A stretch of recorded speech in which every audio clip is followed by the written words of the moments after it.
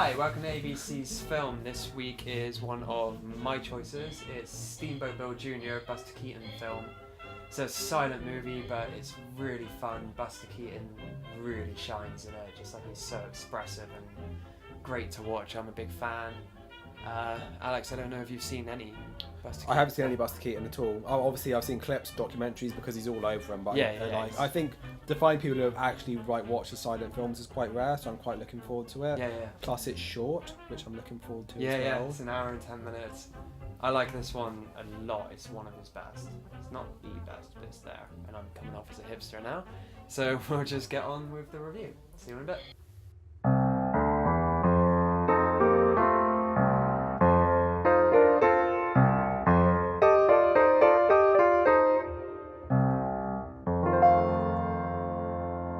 Steamboat Bill Jr. is a film about Steamboat Bill Jr., who's played by Buster Keaton. Yeah. So it's set in this town, like this little coastal town, somewhere in the south of America, I'm guessing. Muddy Waters. Muddy Waters. Oh, that's what that was. That's what it said, Muddy Waters. It was very strange, the credits, wasn't it? They're kind of like nothing like the credits that we have today. It will give you like a little bit about the character and then who it's played by. So it will say like Steamboat Willie is the owner of a passenger boat that works up and down the river, and then it just has a name at the end, and it's almost like we do quotes now. So there's these two guys, they both own a steamboat company. One's a poor guy, Steamboat Bill, and the other one's called King. He's the richer one. JJ King. Yeah. JJ King, yeah. So he's like the rich. I don't say plantation owner, but he's the magnate. He looks like a plantation owner. So he's the magnate, he's like the rich one, and then Steamboat Bill, the old Steamboat Bill, gets a letter from his son saying, I'm going to be at the station in 4 days, I'm going to be wearing a white carnation. So he and his first mate, Steamboat Bill and his first mate, they go to the station and they meet Steamboat Bill Jr. Hijinks ensue. There's like a little comedy sequence there where like they can't quite find each other. Everybody's got a white carnation on. Yeah, and then carnation falls off and he can't tell, and then there's some coded like, Steamboat Bill Jr. is kind of acting a little bit fruity. That is definitely what they're going for. Yes, in that scene, it is definitely like his first mate's kind of like, you've got a gay son. he's a bit of a woman. You say that. Yeah, if you say what you're thinking, I'll strangle you. Yeah. That kind of stuff. Anyway, so they go back to the... Buster Keaton's character meets the daughter of his father's rival. Does she have a name in this film? You know what the actress is called? I don't. Marion Byron. Let's call her Marion Byron then for the purposes of this discussion. She's cute. But obviously, Steamboat Bill Sr. isn't particularly impressed by how Steamboat Bill Jr. looks and acts. So he endeavours to kind of fix him up a bit. So he takes him to the barber, get his he's got like a pencil moustache. He gets his pencil moustache shaved off. Hijinks ensue. Yeah. Then he goes to get him a new hat and new clothes. Hijinks ensue. That's one of the best scenes. Yeah, it's pretty good. Yeah. There's this little montage where this guy's like putting on new hats. Yeah. That's my all-time favourite Buster Keaton scene. Is when it's just like a hat after hat, and he's just sort of like. Which is a shame because he tries on like 3 different straw hats and they all suit him really well, but he doesn't pick any of them. The hat he does pick him eventually. The joke is that Buster Keaton is well known for his pork pie hats. Okay. And this was one of like the first films that he did where he was like shedding that image. It's like when Dylan went electric, really, isn't it? Yeah. So the joke is kind of like, oh, he's gonna pick that hat. But but then he doesn't.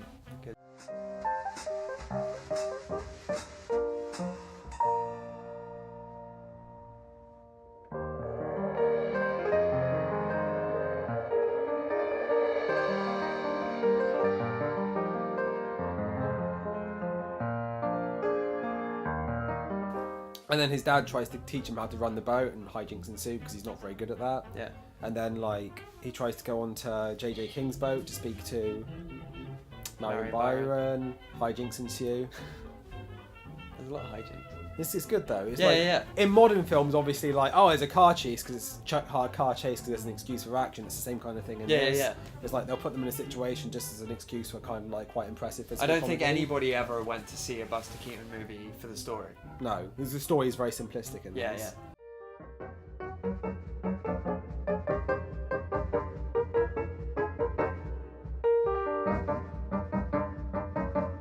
Yeah, then his dad gets arrested and put into prison. Buster Keaton tries to break him out. There's a whole sequence Something ensues? Hijinks Yes, ensue? yeah, hijinks ensue. He's got like a little toolkit inside the bread. He's baked this big loaf of bread and he comes in and he's got So all these fucking cute. he's got like, you know, hatchets and stuff inside. And Yeah. there's the hijinks ensue, like you said.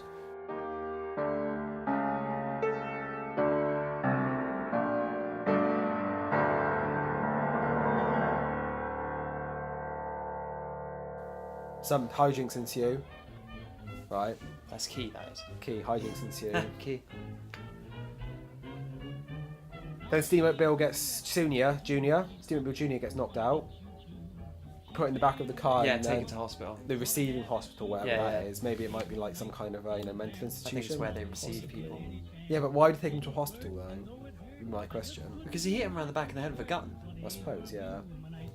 And then out of the blue, a storm is in the offing. No, all the way through they've been mentioning it, like, sprinkled throughout. Is there? Yeah. I fell asleep, Barry. I don't know. Yeah, it was that exact moment. Storm was in the offing. Yeah. That's what the newspaper says. Storm in the offing. JJ King's like shit.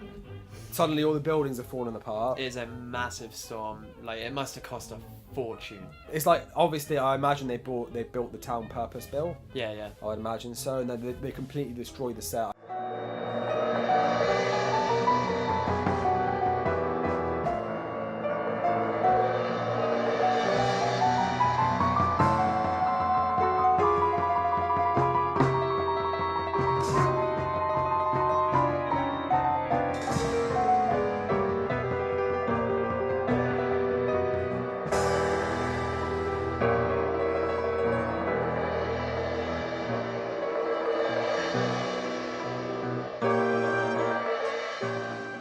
There's that very famous scene where the building falls down and he's standing in, Yeah, you know. in that exact spot. Yeah, so there's like Catches this. his arm. Then he gets his dad. Yeah, no, he gets on the boat. Oh yeah, he rigs up the boat, doesn't he, like a puppet? Yeah, so Marion Byron is trapped on a house. Yeah. He saves her by throwing a hook at her. Don't Yeah. kill her, unfortunately. Fortunately, who knows? So he saves her. Then his dad's floating along in the jail because the jail is like kind of subsided into the lake, Yeah, the river rather, let's say.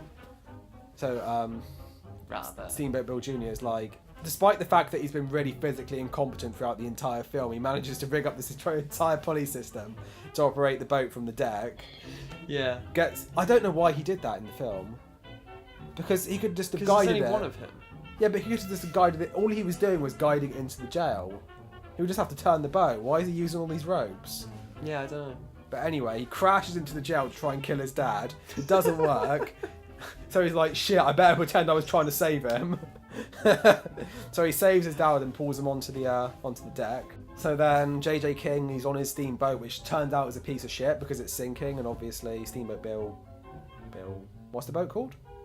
Stonewall Jackson. The Stonewall Jackson. The Stonewall Jackson. So JJ King's going to drown, or this looks like the smokestack might fall on him at any moment. So Steamboat Bill Jr. jumps into the river and saves him, and then it's all happy, and everyone's like, "Oh, Steamboat Bill Jr., Steamboat Bill Senior, and JJ King. They're going to shake hands and do something, or let bygones be bygones." Yeah. And then, out of the blue, Steamboat Bill Jr. sees a priest floating by. Just as they do. Yeah. And he's like, oh, I want to get married now, is my assumption. So he throws him a life preserver and like, come on, you're going to marry us. Me and my dad are going to get married. Is what I assume was going to happen. Yeah, that's what I took from it as well. No, it's Marion Byron and Steamboat Yeah. Bill Jr. are going to get married and live happily ever after. So, and that's the plot of the film. That's in the end.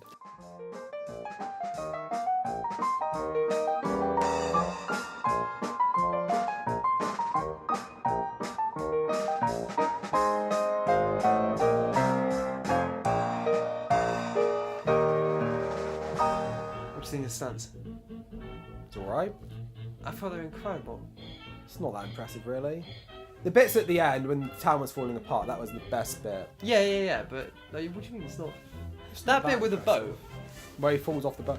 No. So- Well, yeah, when he falls off the boat as well. Well, what do you mean? I mean, any part of it really would be impressive if somebody did it now. But there's a bit where he's up on the bridge and he just runs platform to platform, Yeah. all the way down. Like, it's so impressive. just good at falling, like you said. Barry mentioned before, having been watching the film, that he started in vaudeville. You said. Yeah, when he was like 3 or something. Yeah, so apparently he's very good at falling. So he said, and so he But claims. this is just running. I mean, not falling. But he spends a lot of time in this film just falling over. That's what he's great at. That's what I love watching. I love watching Buster Keaton fall over, and like he always spins and flips. He's a very kinetic kind of actor, obviously, because you would have to be big in silent films. You know, well, I think it was physically. I think Roger Ebert expressive you are. said the best thing about Buster Keaton is like he needs to get to the right hand side of the screen. Yeah. And it doesn't matter what, and he's on the left, and it doesn't matter what's in between. He'll just sort of go up and over, and like he's just determined to get to that side of the screen. He's just sort of walks straight forward, and like nothing phases him. It's just great watching. It's kind of like a Sonic game, really, isn't it? But yeah. You know? Yeah. He's tiny. He's like an Art Deco poster, isn't he? His face, it's so like his eyes. I fucking love his face. Like I said to Alex, like, really when we were watching it, like any other actor with that face would look evil. Yeah. Like it makes me think of the bad guy in The Untouchables. Yeah. Like I don't know if you've seen it, but the guy who wears all white in The Untouchables, like he's got a real evil face. They're gonna burn you, buddy. Yeah? Yeah. I'm gonna come see you burn, you son of a bitch, because you killed my friend. He died like a pig. What did you say? I said that your friend died screaming like a stuck Irish pig. Now you think about that when I beat the rat. But Buster Keaton's just kind of like really innocent. He's just sort of like... He's got that kind of the Charles. Well, I've forgotten the most famous silent film actor ever, apart from Buster Keaton. I've forgotten his name. Charlie Chaplin. Charlie Chaplin. Yeah. He's got that kind of Charlie Chaplin kind of like dippiness to him. You know, the innocence. I much prefer Buster Keaton though. I can't get on with Charlie Chaplin. Charlie Chaplin is always like quite mordant as well. I think it's like, let's make a statement. Like when he's got the kid. I haven't seen the kid. I've seen The Great Dictator. But... Yeah, Great Dictator is not all. So it's not all silent, is it? But, yeah. No, there's like, I think in a lot of silent films, that's not necessarily true, but films like Buster Keaton and Charlie Chaplin, there's a lot of innocence to the main character. That's what makes it work. It's kind of like they're thrust into situations where they're pushed around a lot, but they kind of make it through sheer force of falling over. Let's say hijinks ensue. Hijinks ensue.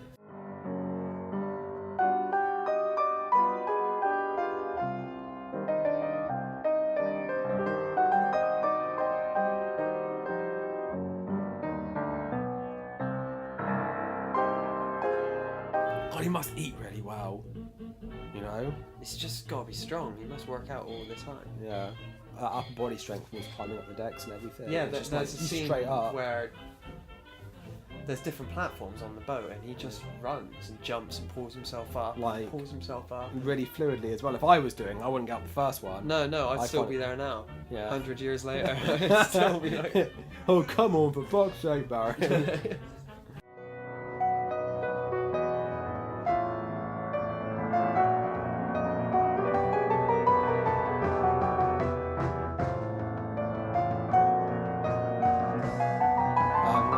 Else. I enjoyed it a lot. It's good. Yeah, it's a pretty good film, Barry. Thank you. Good choice. I'm very shocked that Alex.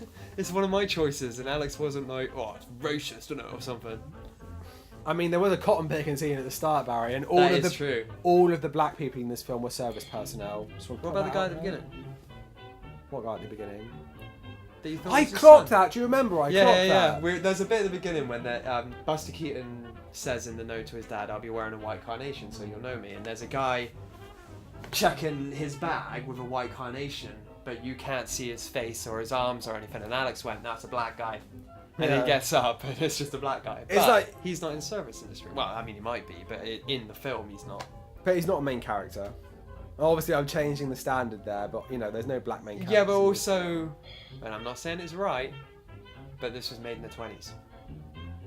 You're not gonna have a black main character. More understand. Well, it's not like when we were watching All the King's Men, and it's set in the South, and there isn't even black people in the background. That's surprising, yeah. But like the black people you see in this film, they are like the people who work on the train, they're the service personnel. Yeah, and the cotton pickers at the beginning. Or something like that. We're not entirely sure if they were picking cotton. I don't know if they were picking cotton, but it definitely had that look to it. They were doing agricultural work. Yeah. So that's kind of strange they were started that way, but it's kind of like southern flavour. Yeah. Muddy waters. Yeah. I mean, obviously I have a problem with it, but I can't You can separate it out. I can't fault the film for it because of the time it was made. It's not being or saying anything racist. It's accurately showing It's not what about those that. times would have been like. Yeah, but obviously they're not really interested in that. It's just that's how it was. So that's Yeah, how it was. yeah, filmed. that's so what I those mean, yeah. not necessarily the social attitudes at the time, but that's just what was going on. Yeah.